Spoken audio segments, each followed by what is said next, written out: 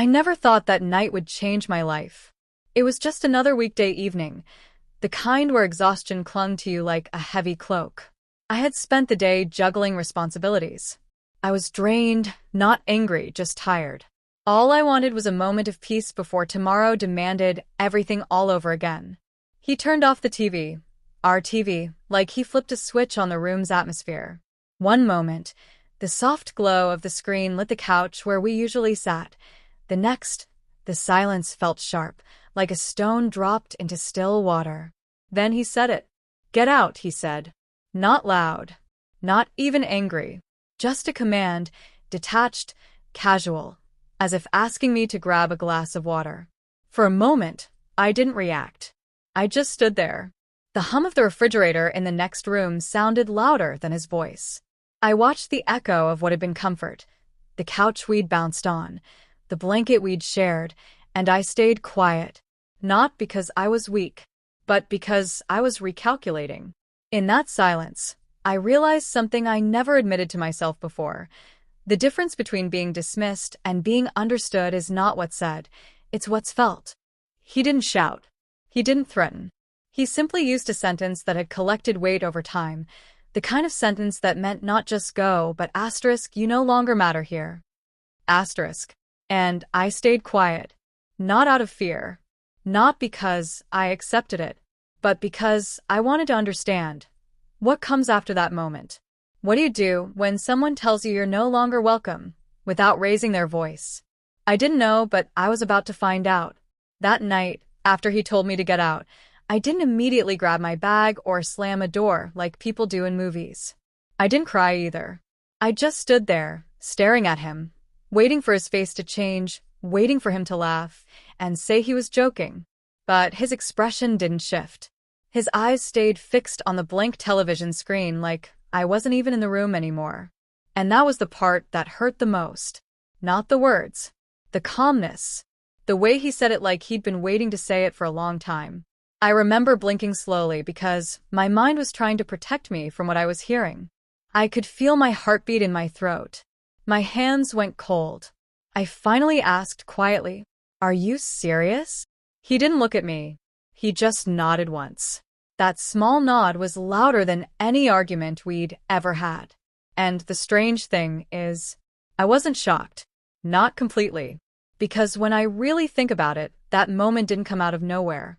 It was the result of months, maybe years of small things piling up like dust in the corners of a house you stop cleaning.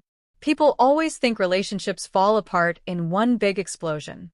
But most of the time, they rot slowly, quietly, like something dying under the floorboards while everyone pretends the smell isn't there. We had been together for 5 years. 5. And if you asked anyone around us, they would have said we were fine. We looked fine. We posted photos. We went to dinners. We attended weddings. We smiled for birthdays. But behind closed doors, something had changed. He had changed. Or maybe he had finally stopped pretending. At the beginning, he used to be attentive in a way that made you feel chosen. Like he noticed everything. He'd remember my favorite snacks. He'd send me random messages during work, nothing important, just thinking of you. He made me feel safe. And when someone makes you feel safe, you start building your future around them without even realizing it. You start making decisions with them in mind. You start sacrificing things you don't even admit are sacrifices. That's what I did. I moved into his apartment because it made sense. I changed my commute. I stopped going out with friends as much because he didn't like my best friend's energy. I started turning down invitations because I didn't want to argue later. And slowly, without noticing, my life began to revolve around his moods. If he was happy, everything felt peaceful. If he was irritated, the air in the house became heavy. Like you were walking on glass and hoping you wouldn't cut yourself. At first, I blamed stress. His job was demanding. He was always talking about his boss, his deadlines, his co-workers who didn't respect him. So when he became snappy, when he got cold, when he started speaking to me like I was an inconvenience, I told myself it was temporary. I told myself he didn't mean it. I told myself love meant patience. But patience is dangerous when the other person uses it as permission. That's when the little humiliations began. Not obvious ones. Not the kind you can easily explain to someone else, but the kind that makes you question yourself. He'd joke about my intelligence in front of people. He'd interrupt me mid-sentence, then continue talking like I hadn't spoken. He'd forget things that mattered to me and act like I was dramatic for caring. Once, at a dinner with his friends, someone asked what I did for work. I started to answer, and he cut in immediately. She just does some admin stuff. Nothing crazy. The way he said it, like my career was a cute little hobby. I remember smiling politely while my stomach twisted. I wasn't just doing admin stuff. I was managing operations for a growing company. I was handling logistics, scheduling contracts. I was the reason half the office functioned properly. But I didn't correct him. I laughed softly, like it was funny, because that's what you do when you don't want to ruin the mood. And that's what I became good at. Not ruining his mood, even if it meant ruining myself. And the scary part? He started acting like my silence was proof he was right. Like because I didn't argue, I agreed. Like because I didn't fight back, I deserved the way he spoke to me. But it wasn't always like that. And that's what made it confusing.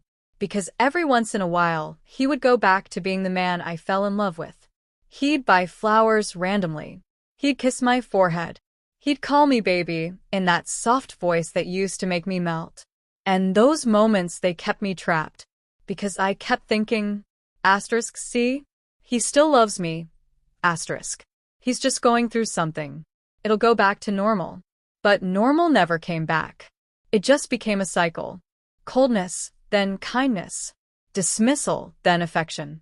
And after a while, I realized something ugly. The kindness wasn't love. It was maintenance. He wasn't being sweet because he valued me. He was being sweet so I wouldn't leave. Because as long as I stayed, he could continue feeling powerful.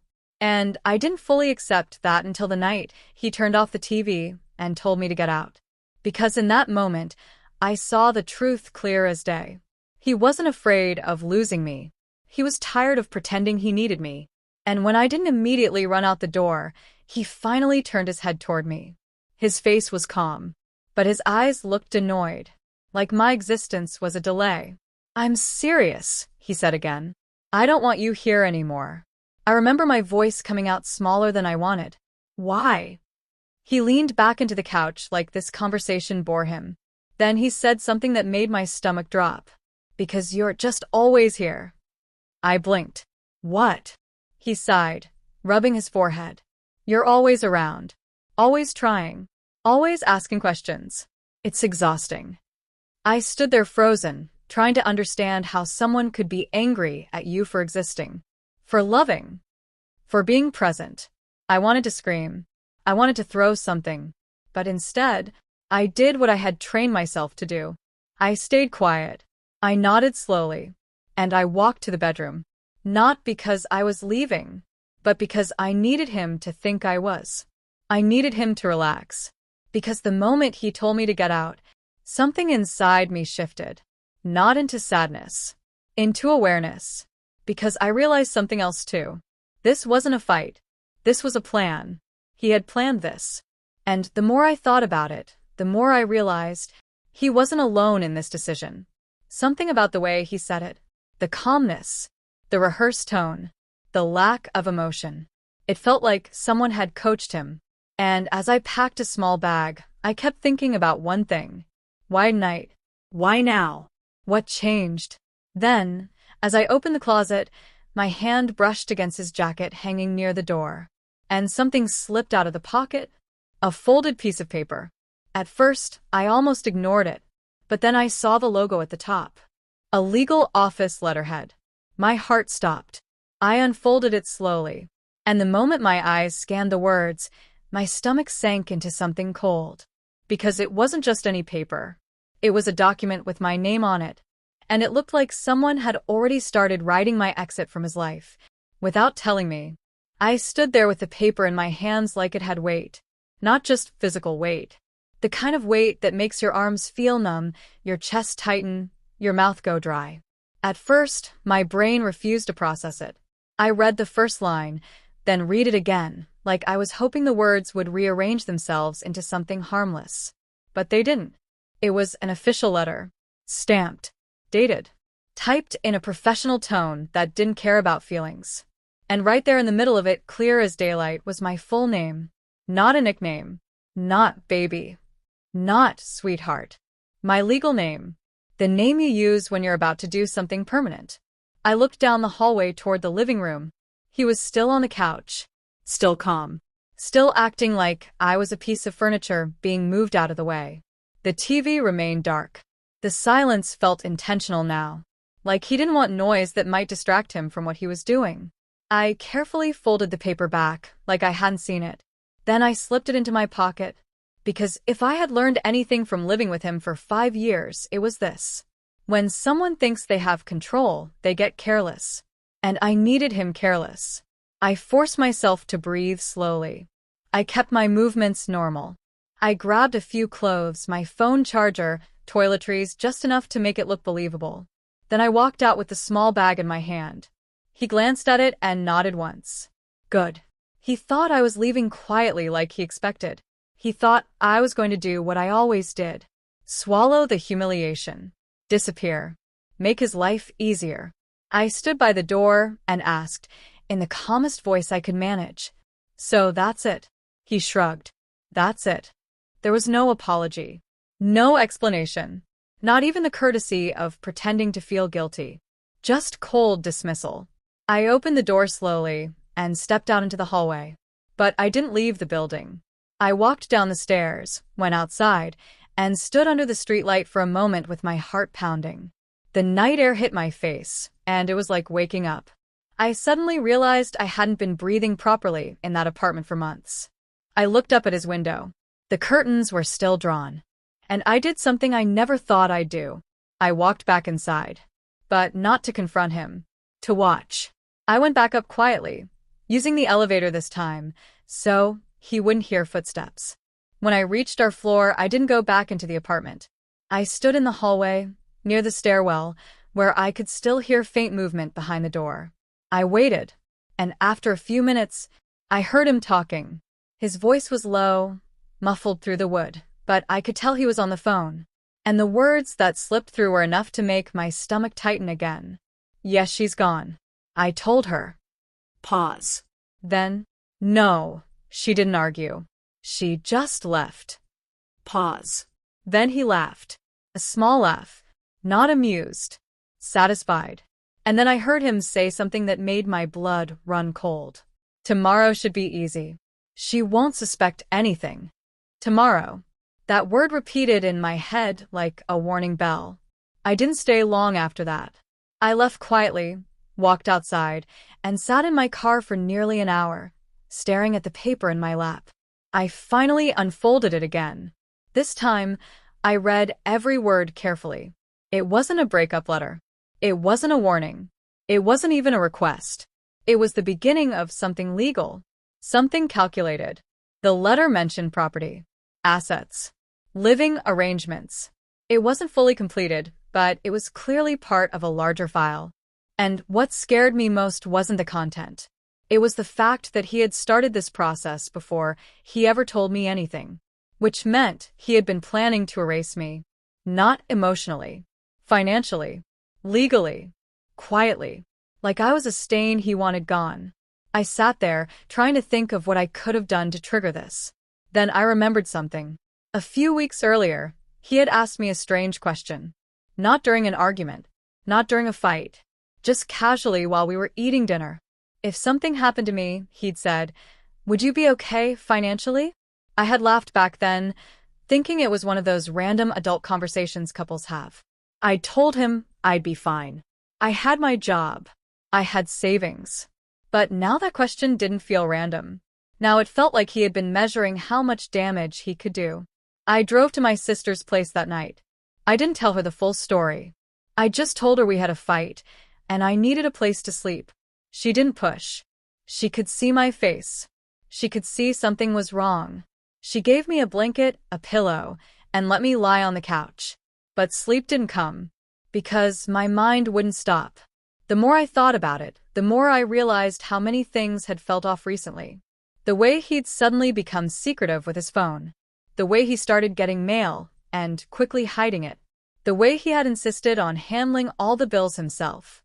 The way he'd told me, more than once, that I should stop worrying about adult stuff because he had it covered. I used to think it was him being responsible. Now I saw it for what it was. Control. He didn't want me involved. Because the less I knew, the easier it would be to push me out. I finally fell asleep just before dawn, but it wasn't real sleep. It was the kind of half-sleep where your body rests but your mind stays alert. And when I woke up, my phone had missed calls. From him. 3 of them. And 1 message. Asterisk, you forgot some things. Come pick them up today. Asterisk. That message felt like bait. Because why would he suddenly care about my things after telling me to get out? Why was he calling now? Why today? And then my eyes landed on the letter again. The date at the top. It was dated for today. The same day he wanted me to come back. My stomach dropped. He wasn't calling because he missed me. He was calling because he needed me to return for something. Something he couldn't do without me present. Something that required my signature, or my consent, or my ignorance. And that's when I understood the real danger. He wasn't just trying to end the relationship. He was trying to set me up. I sat up slowly, my hands shaking as I unlocked my phone. Before I responded to him, I did something I'd never done in our relationship. I searched his name online. Not casually. Not like a curious girlfriend. Like someone investigating a stranger. And the first thing that popped up made my chest tighten. A public court record. His name was listed. Alongside another name. A woman's name. One I recognized instantly. Because I had seen it before. On his phone. Months ago. He had told me she was just a co-worker. But the court record didn't list her as a co-worker. It listed her as a business partner. And the case wasn't old. It was active. Very active. I stared at the screen, feeling like the ground had shifted under my feet. Because suddenly, everything started connecting. His sudden coldness. The legal letter. The timing. The secrecy. And the fact that he wanted me back today. It wasn't about my belongings. It was about what he was planning to take from me. I was still processing all of this when my sister walked into the living room with coffee. She looked at me and asked softly, "What's going on?" I opened my mouth to answer. But before I could, the doorbell rang. And when my sister opened the door, a man in a suit stood there. He looked official. Serious. The kind of man who doesn't show up unless something is about to change your life. He held a folder in his hand. And when he spoke, his voice was calm and professional. "Good morning. Are you?" He said my full name. Then he continued. "I have documents I need to serve you." My heart stopped. Because in that moment I realized my ex didn't just want me out. He had already started the process of destroying me. And whatever was in that folder was the first real move. For a second, I just stared at the man in the suit. I didn't move. Didn't speak. I couldn't. Because when someone says they have documents to serve you, your brain immediately jumps to the worst possibilities. Court. Debt. Fraud. Something criminal. Something you never imagined could touch your life. My sister's face tightened beside me. She looked between the man and me like she was trying to read the situation. I swallowed and forced my voice out. "Yes, that's me." The man nodded politely, like he'd done this 1,000 times. "I'm a process server," he said. "You've been named in a civil matter. These are legal documents. You are required to respond within the time indicated." He held out the folder. And the way he held it, calmly, professionally, made my stomach churn. Because this wasn't emotional. This wasn't personal. This wasn't a messy breakup argument. This was official. Permanent. I took the folder with shaking hands. The paper felt cold, like it had been stored in a freezer. I didn't open it right away. I couldn't. My fingers clung to it like it might explode. The man asked me to confirm my identity. I did. He nodded again, then walked away as if he hadn't just delivered a bomb into my hands. The door closed, and the silence that followed felt suffocating. My sister whispered, "What is that?" I didn't answer immediately. I walked to the couch slowly and sat down, still holding the folder like it was something alive. Then I opened it. The first page had my name again. My full name, then his, then hers. The coworker. The business partner. The woman he had always dismissed as irrelevant. Her name sat on that paper like a slap. And the title at the top of the document made my breath catch. Notice of claim. I read further, my eyes scanning quickly. It was full of legal language, paragraphs, and terms that felt like another world. But I didn't need to understand every word to understand the accusation. They were claiming I was involved in something. Something financial. Something connected to his business.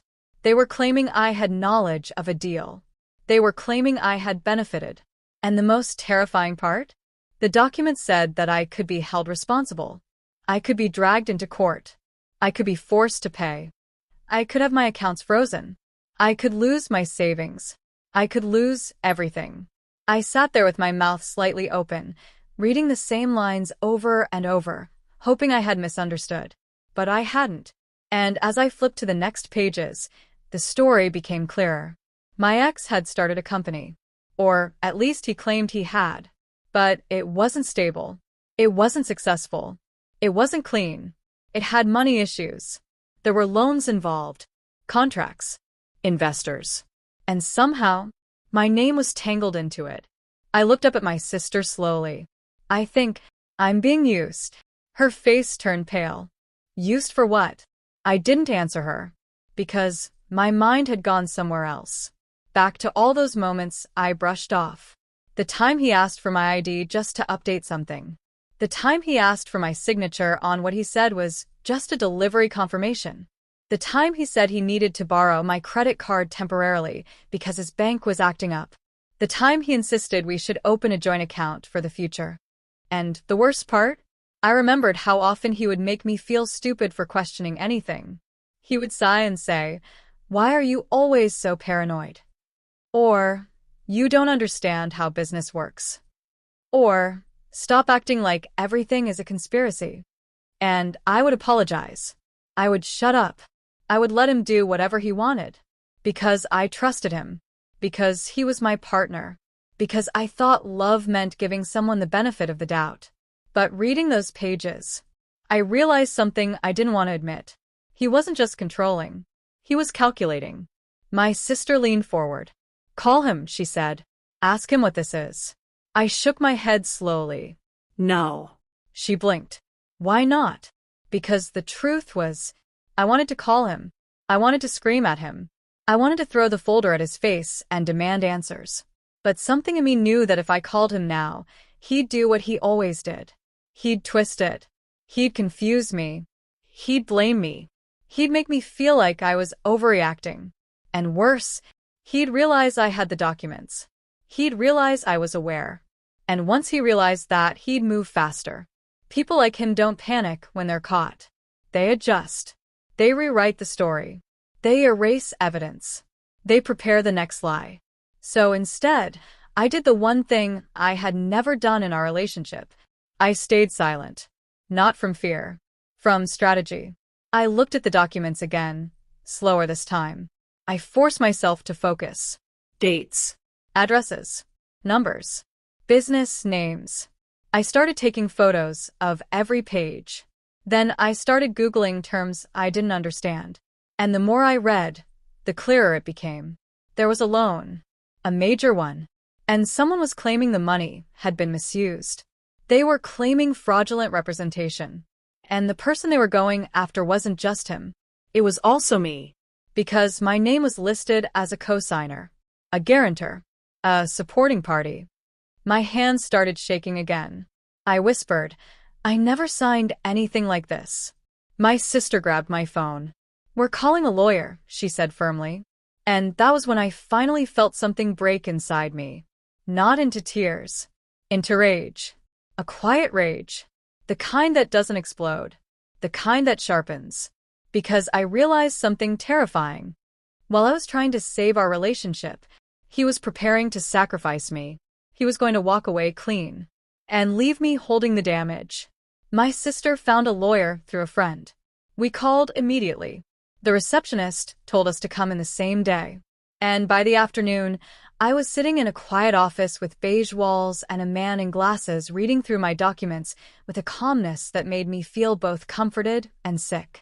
He flipped pages slowly, taking his time. Then he looked up. "You said you didn't sign this?" "I didn't," I said quickly. "I swear I didn't." He nodded like he believed me. But then he asked something that made my throat tighten. "Have you ever signed anything for him in the past? Even something small?" My mind flashed back. Those delivery confirmations. Those business forms. Those quick signatures. My stomach dropped. I didn't answer right away. And my silence answered for me. The lawyer leaned back in his chair and sighed. "Okay," he said calmly. "We need to assume your signature may have been forged or manipulated." I felt sick. My sister held my hand tightly. The lawyer continued. "And we need to assume he planned this. Because this doesn't happen accidentally." Planned. That word again. It kept coming back. Like a haunting. I asked, "What do I do?" He looked at me seriously. "You don't confront him," he said. "Not yet." I blinked. He pointed to the documents. "If he thinks you're unaware, he'll make mistakes. If you confront him too early, he'll clean up and disappear." My heart thumped. Disappear. I imagined him vanishing with his phone turned off, leaving me with lawsuits and debts. The lawyer leaned forward. "We need evidence. Proof of your innocence. Proof of his intent. Proof of fraud." Then he paused. "And you need to protect your finances immediately." He told me to check my credit reports, freeze my accounts, change passwords, document everything. And as he spoke, I felt like I was waking up from a long dream, because the man I had been in love with was not the man in these papers. That man was someone else. Someone who saw me as a tool, a stepping stone, a shield. And suddenly I understood why he told me to get out. It wasn't because he was tired of me. It was because he was cleaning the scene, removing me from the apartment, separating himself from me, so that when the consequences hit, he could point at me and say, asterisk, she did it. Asterisk, and the sick part? He probably believed he'd get away with it. That night, after leaving the lawyer's office, I sat in my car and stared at my phone. He still hadn't texted again. Not yet. But I knew he would. Because he still needed something from me. Something he hadn't gotten yet. And I was right. At 9:17 p.m., my phone buzzed. A message from him. Asterisk, you need to come tomorrow. There are papers we have to finalize. It's important. Asterisk. My heart pounded. Papers.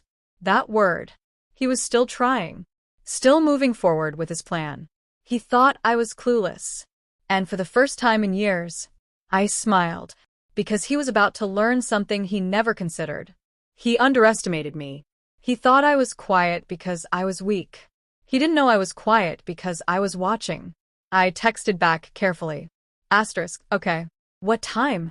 Asterisk. 3 dots appeared immediately. He replied fast. Asterisk 10. Don't be late. Asterisk. There was arrogance in that message. Like he was still in control. Like he was commanding a servant. And I played along. Asterisk sure. Asterisk. I set my phone down and stared at the ceiling of my car. My hands were steady now. My mind was sharp. Because tomorrow wasn't going to be the day he finished destroying me. Tomorrow was going to be the day I started taking my life back. But I had to be careful. Because if he sensed even a little suspicion, he would pivot. He would lie harder. He would erase things. So, I decided something that night. Tomorrow I would go. I would show up. I would smile. I would act like I was still confused, still soft, still emotional. And while he thought he was leading me into a trap, I would be studying everything, listening to everything, collecting what I needed. Because sometimes the best revenge isn't loud.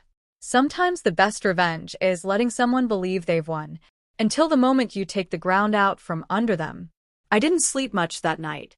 Not because I was afraid, but because my mind wouldn't stop moving.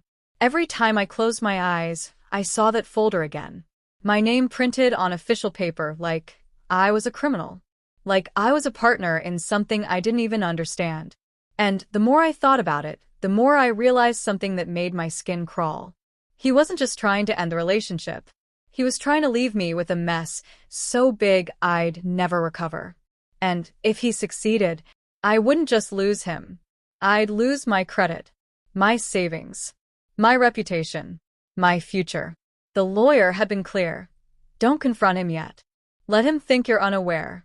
Let him keep talking. Let him keep moving. Because people who believe they're winning always reveal more than they should. So that morning, when I woke up and stared at my reflection in the bathroom mirror, I didn't see the same woman I had been a week ago. My face looked tired. My eyes looked sharper. And for the first time in years, I realized how much of myself I had shrunk just to survive in his presence. I washed my face slowly. Then I did something I hadn't done in a long time. I dressed like myself. Not like someone trying to please him. Not like someone trying to look harmless. I wore simple clothes, nothing flashy, but clean and confident. I tied my hair back, put on light makeup, just enough to look awake. Because I needed to look normal. And normal people don't look terrified. Before I left my sister's house, I slipped my phone into my bag. Then I hesitated. And I remembered something my lawyer had said quietly before I left his office. If you can, record your conversations. Discreetly. It might save you. I stood there for a moment, staring at my phone like it was suddenly heavier. I wasn't the kind of person who recorded people. I wasn't the kind of person who plotted. But then I remembered the way he laughed on the phone after I left the apartment. Tomorrow should be easy. That sentence replayed in my mind like a taunt. So I turned on the voice recorder. And I placed the phone inside the inner pocket of my bag. Then I walked out the door. The drive to the apartment felt surreal. The city looked normal. Cars honking. People walking their dogs. A man selling coffee at the corner. Everything continued as if my life wasn't quietly collapsing. That's what always feels unfair about betrayal. The world doesn't stop. It doesn't pause for you to catch your breath. It just keeps moving. And you either move with it, or you get crushed. When I arrived, I sat in the car for a moment, staring at the building. This place had been my home. The place where I folded his laundry, cooked meals, laughed at stupid shows, cried in the bathroom quietly so he wouldn't call me dramatic. And now I was about to walk back into it like a stranger. I took one deep breath. Then I stepped out. I went up the elevator slowly, my heart beating hard but controlled. When the doors opened onto our floor, the hallway smelled like cleaning chemicals and silence. I walked toward the apartment door. And as I raised my hand to knock, the door opened before my knuckles touched it. He stood there already, as if he had been watching through the peephole. He smiled. But it wasn't a warm smile. It was the smile people give when they think they've won. "You're on time," he said, like I was an employee. I forced my face into something neutral. "Yeah," I replied softly. "You said it was important." He stepped aside, letting me in. The apartment looked exactly the same. But it didn't feel the same. It felt colder. Not because the temperature had changed. Because I had changed. I noticed everything now. The stack of unopened mail on the counter. The new folder sitting on the dining table. The faint smell of cologne, like he had tried to freshen the air for this meeting. He walked toward the kitchen. "You want coffee?" he asked. I almost laughed. Coffee. After telling me to get out. After setting me up. But I shook my head. No. "I'm fine." He shrugged. Then he gestured toward the dining table like he was inviting me to a business meeting. "Sit," he said. I sat down slowly, keeping my bag close to me. My phone was still recording. He sat across from me and leaned forward, elbows on the table. For a second, he just stared at me. And I could tell he was studying my face, looking for signs, looking for suspicion, looking for fear. I gave him nothing. I kept my expression calm. Tired, maybe. Confused, maybe. But not alert, not angry, not informed. And it worked, because he relaxed. I watched him exhale as if he'd been holding his breath. Then he opened the folder on the table. Inside were documents. More documents. Thicker than the ones I'd been served. He slid them toward me. "These are the last papers," he said casually. Just to finalize things. Finalize what? I asked quietly. He rolled his eyes, like I was already irritating him. The separation. The living situation. The money stuff. Money stuff. He said it like it was nothing. Like it wasn't my life. He pointed at one page. Basically, you just sign here. It confirms you were aware of our financial situation and you agreed to take responsibility for certain things. I stared at the paper. My eyes scanned the paragraph. And my stomach tightened immediately. Because the words were carefully written. Not obviously criminal. Not obviously suspicious. But it was clear what it was trying to do. It was making it look like I had been informed. Like I had been involved. Like I had agreed. He had crafted a paper trail. And he wanted my signature to complete it. I looked up at him slowly. Why would I agree to take responsibility for your business? His jaw tightened slightly. Then he smiled again, like he had prepared for that question. Because you lived here, he said. Because you benefited.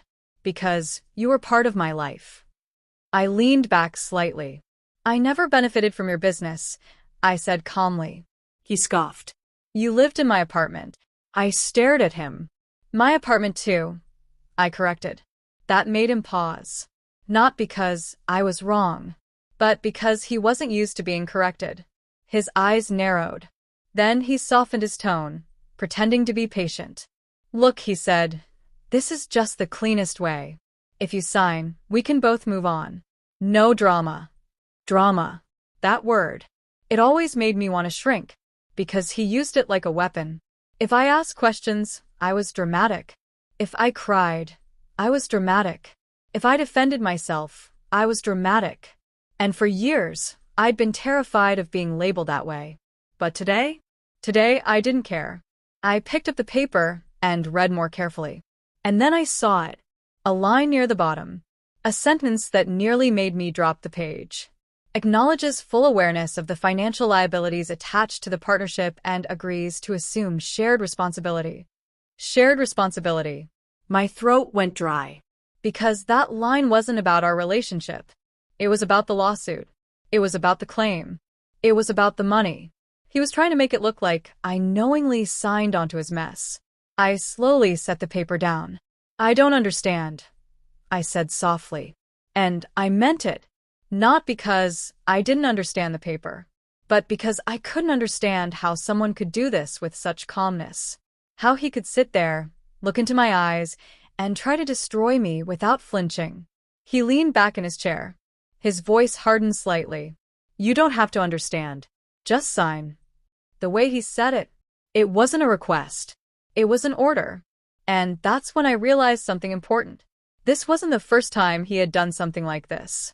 He was too comfortable, too practiced, too relaxed. He had done this before. Maybe not to me, but to someone else. I pretended to hesitate. I let my fingers hover near the pen. And that's when I heard it. The sound of a key turning in the lock. My heart jumped. My eyes flicked toward the door. He didn't look surprised. He didn't react at all, which meant he expected whoever it was. The door opened, and in walked a woman. Tall, polished, expensive-looking. Her hair perfectly styled. Her heels clicked against the floor, like she owned the place. She didn't look at me first. She looked at him. And the look they exchanged was not professional. It was familiar. Too familiar. Then she finally turned her eyes to me. And she smiled.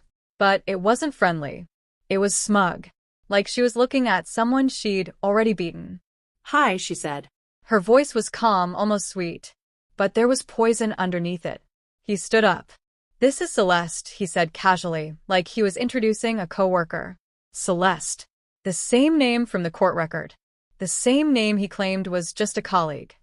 I forced myself to smile politely. Hello. Celeste's eyes scanned me from head to toe. Then she looked back at him. She's here, she said, as if I wasn't sitting right there. He nodded. She's signing. My stomach twisted. Celeste walked toward the table and placed her designer bag down like she was settling in to watch a show. Then she leaned slightly toward the documents. Her manicured finger tapped the paper. Make sure she signs the last page, she said. The one with the liability clause. Liability clause. She said it so easily, so casually, like she was ordering food. And suddenly, everything made sense. This wasn't just him. This was them. They were a team. They were working together. And I was the scapegoat. Celeste finally looked at me again. Don't worry, she said. It's just paperwork. It'll make everything easier. I held her gaze. And for a second I could see it. The arrogance. The certainty. The confidence of someone who believes they're untouchable. And in that moment, something inside me became very still. Because I realized I wasn't just dealing with betrayal. I was dealing with predators. People who knew exactly what they were doing. And I knew I had to be careful. One wrong reaction could ruin everything. So I played my role.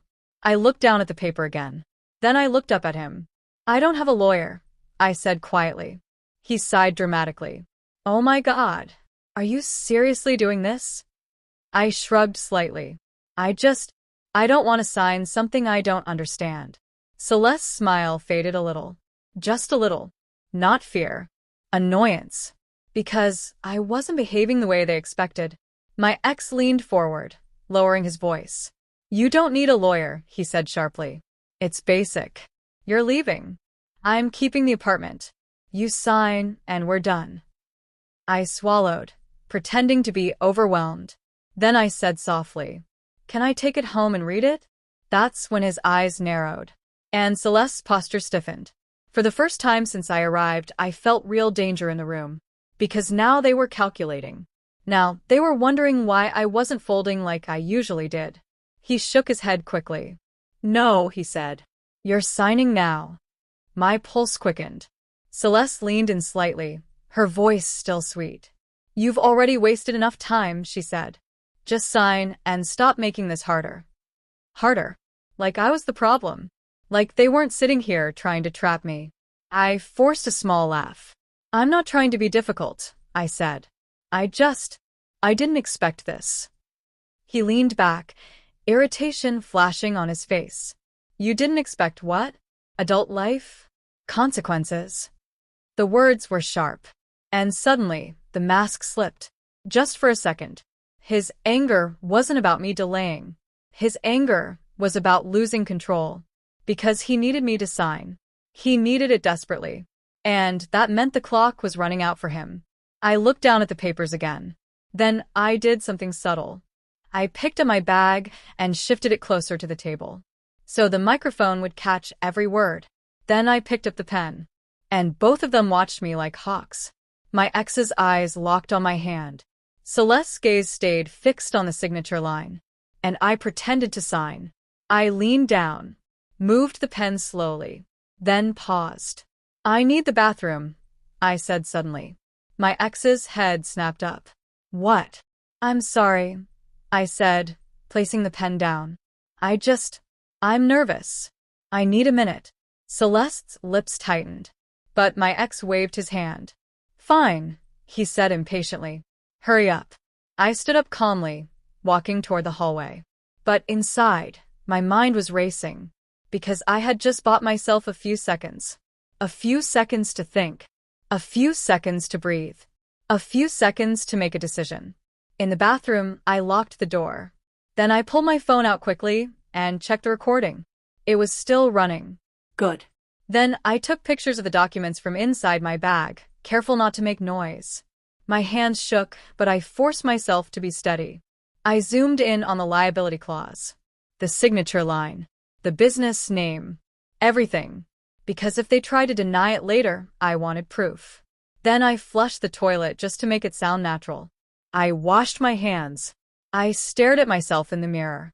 My face looked calm, but my eyes looked different. And in that mirror, I made myself a promise. They're not getting my signature. Not today. Not ever. I opened the door and walked back out. And the moment I stepped into the living room, I could feel the energy shift. They were watching me. Waiting. Celeste was tapping her nails lightly on the table. My ex was standing now, not sitting, like he was preparing for conflict. I sat back down slowly, picked up the pen again. Then I looked at him. I'm sorry, I said quietly.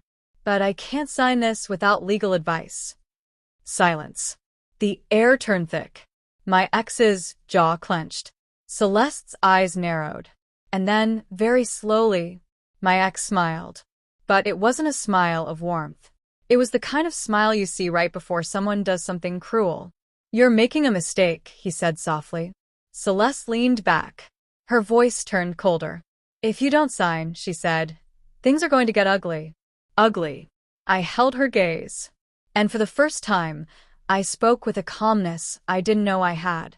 "They already are ugly," I said. My ex slammed his hand lightly on the table, not enough to be dramatic, but enough to show force. "Stop acting like you're the victim," he snapped. And that was the moment. The moment I knew I had what I needed. Because his anger wasn't the anger of an innocent man. It was the anger of someone caught off script. I stood up slowly. "I'm leaving," I said. He stepped toward me quickly. No. "Sit down." His voice was sharp now, commanding, and suddenly I felt a chill crawl up my spine. Because it wasn't just emotional manipulation anymore. It was intimidation. Celeste stood too, her eyes flashing. "You're not leaving until this is done," she said. My heart pounded, but I forced my voice to stay calm. "You can't stop me." My ex took another step closer. And for the first time in my life, I saw him for what he truly was. Not a partner. Not a boyfriend. A man who believed he owned people. And I realized something terrifying. If I stayed in that apartment another minute, something could happen. Something physical. Something irreversible. So, I did the smartest thing I could do. I looked directly at him and said, "I already spoke to a lawyer." The words hung in the air like smoke. Celeste froze. My ex's face changed instantly. His eyes widened just slightly. Just enough to reveal panic. "Why would you do that?" he asked quickly. His voice was too fast now. Too desperate. I didn't answer. I simply picked up my bag and turned toward the door. He grabbed my wrist. Hard. Not enough to leave a bruise instantly, but enough to make my skin burn. "Don't walk out," he hissed. And my blood ran cold. Because that grip wasn't love. It wasn't frustration. It was control. I pulled my arm back sharply. "Let go of me." Celeste stepped forward. "Stop causing drama," she said. Drama. That word again. I stared at both of them. Then I said, very calmly, "This conversation is being recorded." And for a split second, everything stopped. My ex's face went pale. Celeste's mouth opened slightly. And I saw it. Fear. Real fear. Not because they cared about me, but because they realized I wasn't alone anymore. I wasn't clueless. I wasn't the quiet girl they could bend. I was a witness. I walked out without waiting for their response. I didn't run. I didn't slam the door. I just left. Because I didn't need to prove anything in that moment. The proof was already in my bag. In my phone. In their panic. And as I stepped into the hallway, my heart pounding so loud it felt like it could burst, I heard my ex's voice behind the door. Low. Sharp. Angry. "This is not over." I paused for 1 second. Then I smiled. Because he was right. It wasn't over. But, for the first time, it wasn't his game anymore. I didn't realize how badly my hands were shaking until I got into my car. The moment I closed the door, the world outside went muffled. Like the car became its own little bubble. I sat there gripping the steering wheel, breathing hard, staring at the building like it might swallow me again if I blinked. My wrist still burned where he had grabbed me. Not just from the pressure. From the meaning of it. Because that grip had been his real face. Not the fake charm. Not the calm, logical tone. That grip was pure entitlement. Like I belonged to him. Like I wasn't allowed to leave until he said so. I started the engine and drove away, but I didn't go far. I parked around the corner in a quiet side street and pulled my phone out. The recording was still running. I stopped it. Then I listened to the last few seconds. I heard it clearly. Celeste sang the words, plain as day. Asterisk, "You're not leaving until this is done." Asterisk. And my ex saying, asterisk, "Sit down." Asterisk. Then the sharp edge in his voice. Then his threat. Asterisk, this is not over. Asterisk, my stomach turned. Because I knew something now. I had crossed a line. Not a legal line. A psychological one. The moment I told them I had a lawyer and a recording, they didn't see me as a weak woman anymore. They saw me as a problem. And people like them don't solve problems gently. They erase them. I called my lawyer immediately. When he answered, I didn't even say hello properly. I have a recording, I said. And they tried to force me to sign. There was a pause on the other end. Then his voice became sharper, more alert. Did he touch you? Yes, I said. He grabbed my wrist. Good, he replied. Not good that it happened, but good that you can prove intimidation. Where are you right now? In my car, I whispered. I'm safe. Okay, he said. Listen carefully. You need to send me that audio file right now. And you need to freeze everything. Every account. Every credit line. Everything with your name attached. I swallowed. I already froze my credit last night. Good, he said quickly. Now we go further. He told me to go home and do something that made my heart pound even harder. Check my credit report again. Because he suspected they had already moved. And he was right. When I got back to my sister's house, I opened my laptop with trembling fingers. I logged in. I pulled up my credit file. And the moment the screen loaded, my chest went cold. There was a new inquiry. A big one. Not from my bank. Not from my credit card company. From a private lender. A corporate lender. The kind that doesn't deal with small loans. The kind that deals with hundreds of thousands. My mouth went dry. Because the inquiry had been done. This morning. Just hours ago. While I was sitting in the apartment. While Celeste was smiling at me. While my ex was pushing papers across the table. They were applying for something under my name. Something huge. Something fast. Something desperate. I stared at the screen, unable to breathe properly. And then my sister, who had been watching my face, whispered, "What is it?" I turned my laptop toward her. She read the lender name, and her eyes widened. Oh my God. I could barely speak. They're still doing it, I whispered. They're still using me. My lawyer called back within minutes. He had already listened to the recording. His voice was calm, but I could hear the danger underneath it. This is worse than I thought, he said. What do you mean? I asked. He paused. Then he said something that made my skin prickle. I pulled their business records. Your ex and Celeste aren't just business partners. I frowned. What are they? They're listed as co-directors, he said. My throat tightened. But he told me she was just a coworker. That's the point, he said. He lied to keep you quiet. But here's the bigger issue. The company is under investigation. My heart dropped. Investigation. Yes, he said. They've been flagged for suspicious transactions. My fingers curled into a fist. What does that mean for me? It means, he said carefully, that they may be trying to dump everything on you before the authorities move in.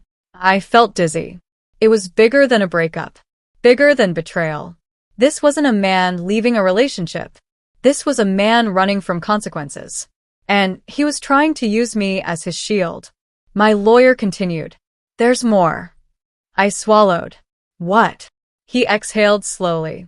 That lawsuit you were served? It's not the main case. My heart stopped. What do you mean it's not the main case? He said, it's a pressure tactic. A smaller claim designed to scare you and push you into signing those papers. The real issue is there's a missing sum of money from one of their investors. My voice came out barely above a whisper. How much money? There was a pause. Then he said it. $280,000. My vision blurred. I actually had to sit down. Because the number didn't feel real. That's not money you casually misplace. That's not a misunderstanding. That's theft. Fraud. A crime. My sister covered her mouth with her hand. And I just sat there, staring at the wall, realizing I had been sleeping beside a man who might be capable of destroying lives. Then my phone buzzed. A message from him. And when I saw his name on the screen, my stomach flipped. The message read, Asterisk, I need you to come back. We can talk calmly. I think you're overreacting. Asterisk. Overreacting. I almost laughed. Because that was his favorite word. When he lied, I was overreacting. When he insulted me, I was overreacting. When he controlled me, I was overreacting. He didn't want me calm. He wanted me compliant. I didn't respond. But then another message came. This one made my blood run colder. Asterisk, if you don't sign, you'll regret it. Asterisk. My sister saw my face and leaned closer. What did he say? I showed her. Her eyes flashed. That's a threat. And it was. But what scared me wasn't just the threat. It was the timing. Because threats like that usually come when someone feels cornered. And cornered people do reckless things. I forwarded the messages to my lawyer. He replied quickly. Do not respond. Save everything. If he contacts you again, we may involve police. Police. The word made my stomach twist. Because I didn't want this to become public. I didn't want people to know I was the woman who almost got framed. I didn't want coworkers whispering. I didn't want my family asking questions. But then I realized something harsh. This wasn't about pride anymore. This was about survival. That night, my lawyer sent me a list of things to gather. Asterisk any emails between me and my ex. Asterisk any bank statements showing my contributions. Asterisk screenshots of texts. Asterisk any proof that I wasn't involved in his business dealings. Asterisk any proof of coercion. And as I went through my phone, my stomach tightened again. Because I found something. An old conversation. A message from him months ago. It had seemed innocent at the time. But now? Now it looked like a trap. It said. Asterisk, hey, I might need you to sign something for the company later. Just routine. You know I'm building our future. Asterisk. Building our future. I stared at that line for a long time. Because it wasn't romantic. It was grooming. He was planting seeds early. Preparing me psychologically so that when the moment came, signing would feel normal. Like love. Like teamwork. And suddenly I realized he had been preparing this long before he ever told me to leave. He didn't wake up one day and decide to destroy me. He had been slowly arranging the pieces. And the scariest part? I wasn't even the only one. Because while scrolling, I saw a message thread from a number I didn't recognize. It was a woman's name saved as Tina Catering. But the messages weren't about catering. They were personal. Angry. And Tina had written, asterisk, you said she wouldn't find out. You said I wouldn't get dragged into this. Asterisk. I froze. I didn't understand. Why would another woman be involved? Then I realized something even darker. Tina wasn't a caterer. Tina was someone else. Someone he had lied to. Someone he had used before me. And the messages continued. Asterisk, if you try to blame me, I'll tell them everything. Asterisk. My hands went cold. Because now it was obvious. This wasn't his first scam. This was his pattern. And I had walked into it like a fool. The next morning, my lawyer called again. His voice was serious. They made another move. My heart pounded. What move? He said, they filed a statement claiming you refused to cooperate and that you were the one controlling the accounts. My stomach dropped. What? Yes, he said. They're building the narrative. They're positioning you as the responsible party. And they're doing it quickly. My throat tightened. They can't do that. I didn't. I know, he interrupted. But it doesn't matter what's true if they can make it look believable long enough. I sat down slowly. My sister whispered, "Oh my God." And my lawyer said the words that truly scared me. They might try to have you arrested. The room went silent. My ears rang. Arrested? I repeated. He said, if they convince authorities you were involved, you could be questioned. Detained. Even if you're innocent. I felt sick. Because I knew what that would do to my life. My job. My name. My family. Everything. And then my lawyer said something else. Something that changed the entire direction of my thinking. But there's a weakness in their plan. I blinked. What weakness? He said, they need your signature for the final loan. That's why they're panicking. That's why they're threatening. Without it, they can't complete the transfer. My heart pounded. So that was it. They were desperate. And desperation makes people sloppy. My lawyer continued. And that gives us leverage. Leverage how? I asked. He paused. Then said, we set a trap. I felt my spine stiffen. A trap? Yes, he said. A legal one. A controlled one. I didn't speak. I just listened. He explained carefully. We could arrange a meeting through written communication where my ex would try to push me again to sign. But this time, we'd be ready. A witness. Legal documentation. Recording equipment. A controlled environment. Because if my ex tried to coerce me again, it wouldn't be my word against his. It would be evidence. And I knew something then. The quiet phase was over. Now it was time to play offense. But I had to do it carefully. Because if they suspected a trap, they'd vanish. They'd run. And if they ran, they'd still try to pin it on me. So, I did something that felt almost unreal. I texted my ex back. Not angry. Not emotional. Just soft. Like the old me. Asterisk, okay. Let's talk. I don't want drama. Can we meet today? Asterisk. 3 dots appeared instantly. He replied fast. Asterisk, yes. Finally. Come at 4. Asterisk. And then Celeste texted me too. From a number I didn't even know she had. Asterisk, don't make this complicated. We can fix it if you cooperate.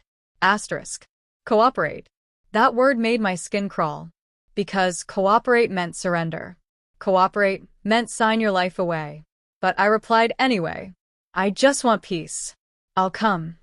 My sister stared at me like I was insane. You're going back? I looked at her. No, I said quietly. I'm going to end it. And as I put my phone down, I felt it. Not fear. Not sadness. A calmness. The calmness of someone who has finally stopped hoping for fairness and started preparing for justice. Because now I knew something. They thought I was weak. They thought I was scared. They thought I was still in love. They thought I was still the woman who stayed quiet to keep the peace. But at 4 p.m., they were going to meet someone else. Someone they didn't recognize. And they were going to say the wrong thing. The kind of wrong thing you can't take back. At exactly 3:42 p.m., I parked my car 2 streets away. Not because I was scared, but because I didn't want them to see me arrive early. I wanted everything to look natural. I sat there for a moment with both hands resting on my lap, staring out through the windshield as people walked by with grocery bags, coffee cups, normal lives. And I thought about how insane it was that my entire world had turned into a chessboard while everyone else was just living. I checked my phone. 1 message from my lawyer. We're in position. Remember, say as little as possible. Let them talk. I took a deep breath. Then I got out of the car. As I walked, my heart didn't race the way I expected it to. It was steady. Cold. Focused. Because the truth was, I wasn't walking into a conversation. I was walking into a trap that they built for themselves. And all I had to do was let them believe they were winning. The building looked the same as always. A beige block of apartments with plants in the hallway and an elevator that smelled faintly like old detergent. But the moment I stepped inside, everything felt different. Like I was stepping back into a version of my life that no longer belonged to me. I rode the elevator to the 5th floor. I didn't check my reflection. I didn't adjust my hair. I didn't rehearse what I would say. Because I wasn't there to perform. I was there to listen. When I knocked, the door opened almost instantly. He was already waiting. He stood there in a fitted shirt, the same cologne he always wore, like he wanted to remind me of familiarity, comfort, history.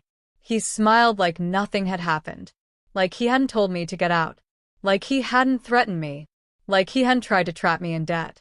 Hey, he said gently. His voice was warm. A little too warm. I stepped inside. The apartment looked clean, staged, almost intentional. Like he'd been preparing for this meeting the way people prepare for a job interview. Celeste was sitting on the couch with her legs crossed. She didn't smile. She didn't even pretend to. She just watched me like I was an employee who was late to work. Good, she said. You came. I kept my face neutral. I walked in slowly and sat down, keeping my purse on my lap. My ex closed the door behind me and locked it. That sound, click, did something to my stomach. It reminded me of the day before, of his grip on my wrist, of how quickly calmness could turn into control. But I didn't react. I didn't flinch, because this time, I knew something they didn't. They thought locking the door made me trapped, but it actually made them careless. My ex sat down in the armchair across from me, leaning forward like he was about to deliver a heartfelt speech. "I'm glad you came," he said. "I didn't want things to end ugly." I looked at him. Not with anger. Not with love. Just blank. "I don't want things to end ugly either," I said. Celeste's eyes narrowed slightly. She didn't trust my calmness. And that made me feel a strange satisfaction, because she had spent all her life reading people like books. And she couldn't read me anymore. My ex sighed and spread his hands. "Okay," he said. "Let's just be mature. Let's handle this cleanly." Celeste leaned forward and slid a folder onto the coffee table. The same folder as before. The same papers. The same trap. "We made some changes," she said, "to make it easier for you." I nodded slowly, pretending to be relieved. "Okay," I said quietly. "Thank you." Celeste blinked. That was not the reaction she expected. My ex smiled slightly, like he thought he was winning again. He pushed the folder toward me. "All you have to do," he said, "is sign. That's it." I opened the folder. I didn't rush. I read the first page, then the second. I could feel them watching me, waiting for me to crack, waiting for me to panic, waiting for me to say something emotional. But I stayed silent. I stayed calm. Then I looked up. "I just want to understand one thing," I said softly. Celeste's lips tightened. My ex leaned forward. "Of course," he said. I pointed to one line on the document. "This loan," I said, tapping the page. "This is still under my name." Celeste nodded. "Yes," she said, as if it was obvious. "Because your credit is clean." There it was. The first slip. She said it casually, like it was normal to use someone else's identity, because theirs was too dirty. My ex shot her a quick look, but it was too late. I nodded slowly. "And once I sign," I asked, "what happens to the money?" Celeste answered immediately, too eager. "It goes into the company account," she said. "Then we pay off the investor and clear the issue. You're basically helping solve this." I tilted my head. "But I said carefully, the investor issue wasn't real." The room went still. Celeste's eyes flickered. My ex's smile faded for half a second. And I watched that moment closely because that moment told me everything. It told me they had been lying to me about what I knew and what I didn't. It told me they were improvising now. My ex cleared his throat. "Babe," he said, leaning back, "don't overthink it. You're making this bigger than it is." Babe. He used the word like a weapon. Like it would soften me. Like it would pull me back into being the woman who wanted to believe him. But I didn't respond to the word. Instead, I asked another question. A slow one. A careful one. "If I sign," I said, "am I responsible for the loan if something happens?" Celeste rolled her eyes. "Technically, yes," she said. "But nothing is going to happen." I blinked slowly. "Technically," I repeated. Then I looked at my ex. "And you want me to take in?" He cut me off quickly. "Listen," he snapped, the warmth slipping. Then he caught himself and softened his voice again. "I'm asking you to help. That's all." I nodded again. And then I asked the question that I knew would push them. The question my lawyer told me to ask. "Why can't you sign for it?" I said. Celeste's jaw tightened. My ex's fingers tapped the armrest. Then he said the truth, without realizing it was the truth. "Because the bank won't approve it under my name anymore." There. There it was. I felt my stomach flip. Not from fear. From confirmation. I didn't even have to trap him. He walked into it. Celeste tried to recover. "It's just because of some minor issues," she said quickly. "Nothing serious." I leaned forward slightly.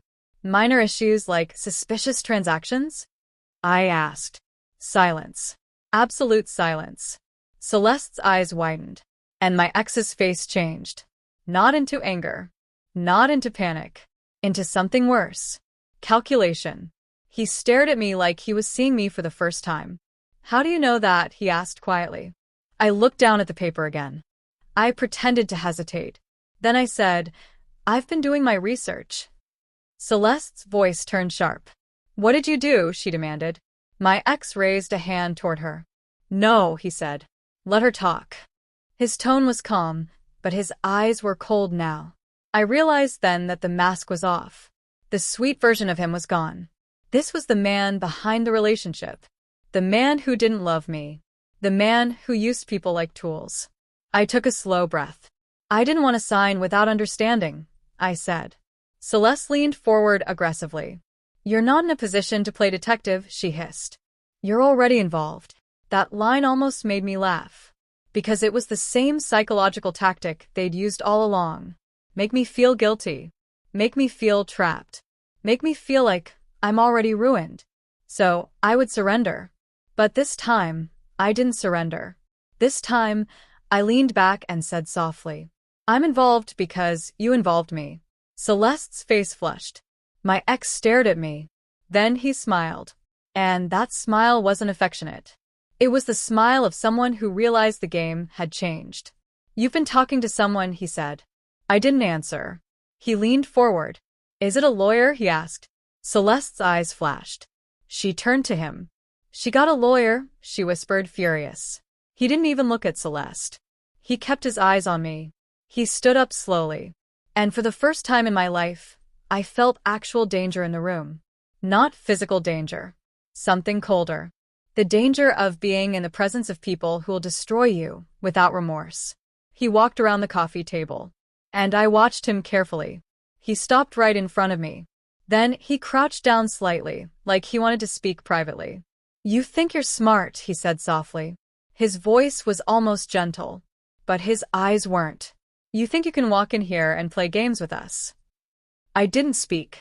I just looked at him. He smiled again. You don't understand, he whispered. We can ruin you. We can bury you. Celeste stood up too. You have no idea what you've gotten yourself into, she snapped. And then she said the one thing she shouldn't have said. The one thing that sealed their fate. If you don't sign today, Celeste said, we're going to tell them you stole the money. My ex's eyes flicked toward her, a split second of panic. Because she'd just confessed. She'd admitted there was money. She'd admitted it was missing. And she'd admitted they planned to frame me. I looked down at my phone. It was in my purse. Recording. Still. Running. Because before I walked into that apartment, I pressed record. And I never stopped it. I didn't even need to respond. But I did anyway. I looked up slowly and said, You're going to tell them I stole the money that you lost? Celeste's face twisted. She didn't realize she was being led. She stepped forward. We didn't lose it, she snapped. And my ex's face went pale. Because Celeste had just said we. Not him. Not her. We. My ex grabbed her arm. Stop talking, he hissed. But she was too angry now. She was too arrogant. Too used to control. You think you can come in here and threaten us with lawyers? She shouted. You're nothing. You're just the girlfriend. You're replaceable. And then she pointed at the papers. You will sign, or we will destroy you. My ex's jaw tightened. His voice became sharp. Enough, he said. Then he turned to me. You're signing, he said, no warmth now. Right now. I looked at him. I felt my heartbeat slow. Not speed up. Slow. Because I knew what came next. I stood up calmly. I closed the folder. And I smiled. Not a big smile. Not a dramatic smile. A small one. The kind of smile that says, You don't know what you just did. I'm not signing, I said. Celeste's face contorted with rage. My ex's voice dropped. Then you're making a mistake. I nodded. Maybe, I said. Then I reached into my purse. They both watched, tense. Maybe they thought I was reaching for a pen. Or a phone. Or a desperate apology. Instead, I pulled out a folded paper. A printed document. And I placed it on the coffee table. Celeste frowned. My ex leaned in. What is that? He asked. I didn't answer. I just let them read. It was a legal notice. A formal letter. One my lawyer prepared. A letter that stated, all further contact must go through legal counsel. All attempts to coerce or intimidate would be reported. All evidence of fraud and identity misuse had been documented. Celeste's eyes scanned the page. Her mouth opened slightly. Then she looked up at me. You can't do this, she whispered. I tilted my head. I already did, I said quietly. My ex's hands trembled slightly. He tried to recover. This is bluff, he said. But his voice cracked on the last word. Because he knew it wasn't. He knew I wouldn't come here unless I had something. Celeste suddenly stepped forward and grabbed the paper. You think this protects you? She snapped. Then she turned toward my ex. We need to fix this right now. My ex's eyes locked onto mine. And I saw it. The moment he realized he had lost. He didn't look angry. He looked cornered. And cornered people become desperate. He stepped closer. His voice went low. You're leaving, he said. Without your phone. Celeste blinked. What? My ex didn't take his eyes off me. You've been recording, he said. My heart skipped. But I didn't show it. I simply said, no. Celeste's eyes widened. You recorded us? My ex's gaze was terrifyingly calm. He reached for my purse. And that's when everything happened at once. Because the moment his fingers touched the strap, a loud knock hit the door. Not a friendly knock. Not a neighbor knock. A hard, official knock. My ex froze. Celeste froze. My heart stopped for half a second. Then the knock came again. And a voice shouted through the door. Open up. This is the police. Celeste's face drained of color. My ex's eyes widened. And for the first time, I saw fear. Real fear. The kind you can't fake away. Celeste whispered, What did you do? I didn't answer her. I simply looked at my ex and said quietly, I told you I wasn't alone. He backed away from me. His lips parted slightly. His voice was low. You called the police? I shook my head. No, I said. Then I lifted my phone. And neither did I. Because the truth was, I didn't call the police. My lawyer did. The moment I entered the apartment, my location was shared.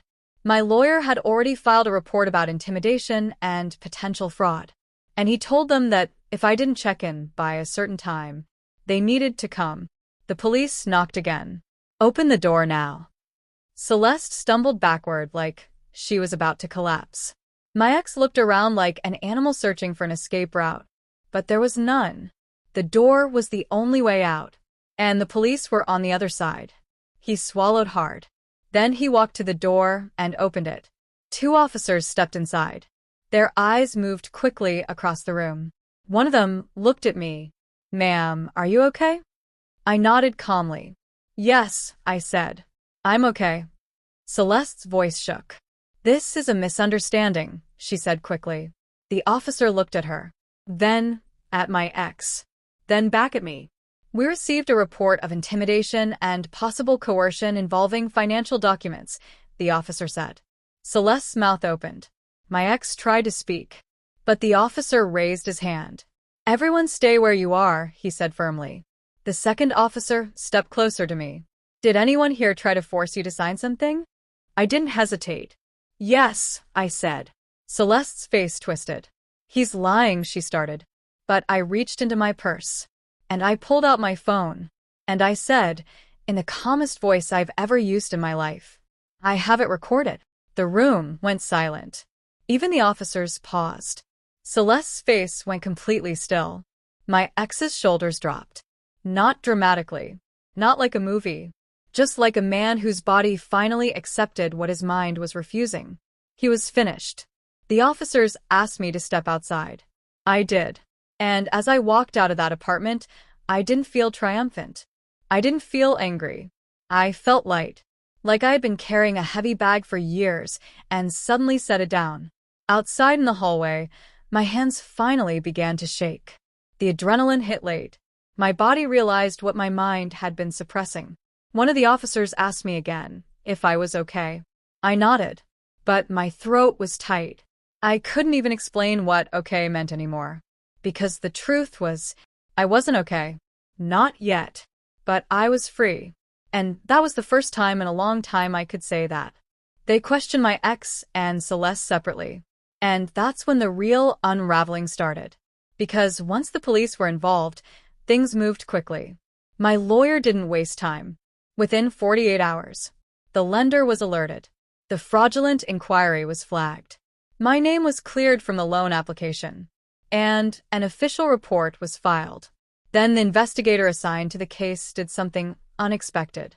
He called me personally, and what he said made my stomach tighten again. "You're smart to report this early," he said. "Why?" I asked. There was a pause. Then he said, "Because you weren't the first." I closed my eyes. "What do you mean?" He said, "There have been other complaints about this company. Other women. Other names. Other credit files." My skin went cold. Tina. The woman in the messages. I knew it. And suddenly everything made sense. My ex didn't choose me because he loved me. He chose me because I was responsible. Because I had good credit. Because I paid bills on time. Because I trusted easily. Because I believed in building a future.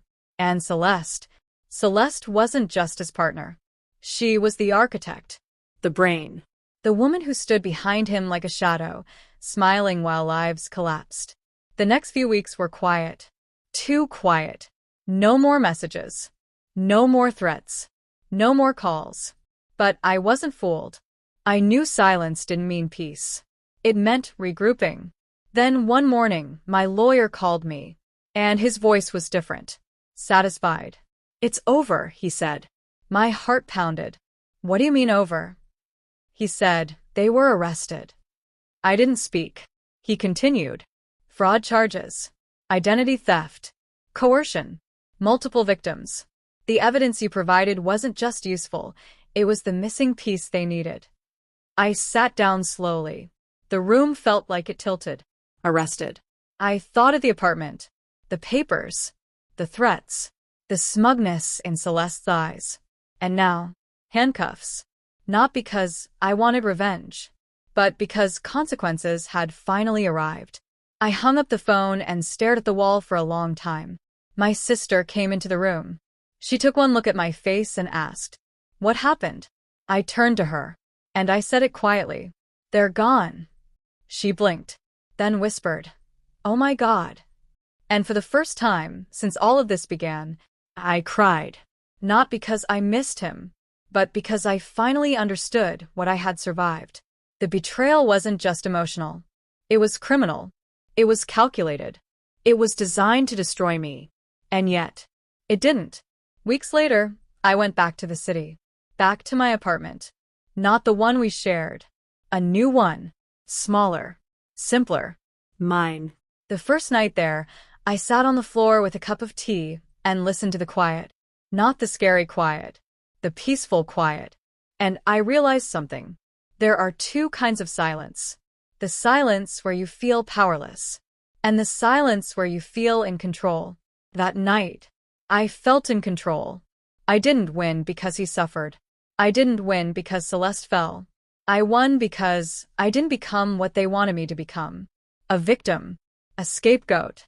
A broken woman who carries shame for someone else's crime. I refused. And that refusal saved my life. Months later, I saw a news article. It wasn't a big headline. Just a small one. 2 directors charged in financial fraud scheme. No picture. No names in bold. But I recognized the details. And I stared at the article for a long time. Then I closed it. Because I didn't need to read about them anymore. They were no longer my story. I was my story. I had been humiliated. Dismissed. Used. Threatened. But I had learned something that no one could take away from me. Sometimes the most dangerous people are not the loud ones. They're the calm ones. The charming ones. The ones who smile while setting traps. And sometimes, the most powerful revenge is not violence. It's evidence.